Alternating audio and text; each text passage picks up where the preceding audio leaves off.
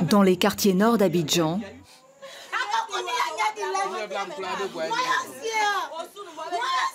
une famille en deuil, ravagée par la douleur. Il pleure un frère, un fils, un père, disparu il y a quelques jours. Un fait divers tragique qui a bouleversé le pays. Yao Ezaï Kofi était policier, il avait 32 ans, assassiné à la machette par un gang alors qu'il rentrait chez lui. C'est de l'atrocité. On a fait verser son sang. Oui, et là, ça me fait très mal au cœur. Et chaque fois que je vais me rappeler de ça, on l'a égorgé. Chaque fois que je me rappelle de ça, et seulement, c'est une révolte, c'est une vengeance que je ressens. C'est une haine que je ressens. La haine face à ce déferlement de violence devenu banal. Sur cette photo, le corps du policier quelques minutes après l'agression. La gorge tranchée, le corps tailladé.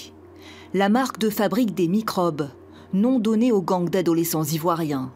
Une expression tirée d'un film sur deux jeunes criminels des favelas de Rio.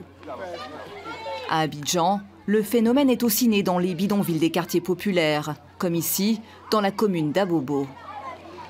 Pendant la crise de 2010, des enfants ont été utilisés comme petites mains par des groupes armés, des enfants de la guerre, aujourd'hui dans la nature. Leur repère le voilà, des bâches cachées dans les bois, un lieu de vente et de consommation de drogue, appelé des fumoirs. Non, il n'a pas tué. Tu as blessé? Oui, il a blessé l'homme. À quelques mètres de nous, un ex-milicien tenant des propos délirants et n'hésitant pas à agiter un couteau, une des armes favorites des microbes. Des enfants gangsters qui attaquent en général à la tombée de la nuit. Alors dans les rues d'Abidjan, la riposte nocturne s'organise. Une chasse aux microbes, comme ce soir dans le quartier de Williamsville, ciblé par des attaques ces dernières semaines. En patrouille, une quinzaine de jeunes qui ont monté leur propre groupe d'autodéfense. Je ne peux pas dire qu'on va attendre tout le temps la police pour pouvoir se défendre. Donc la population même a décidé de prendre eux-mêmes leur propre sécurité. Des jeunes rémunérés 75 centimes d'euros par mois par chaque famille du quartier. Le prix à payer pour pouvoir désormais dormir tranquille. Pour faire face au phénomène, en plus de nombreuses opérations de police, l'État ivoirien a mis en place un programme de réinsertion.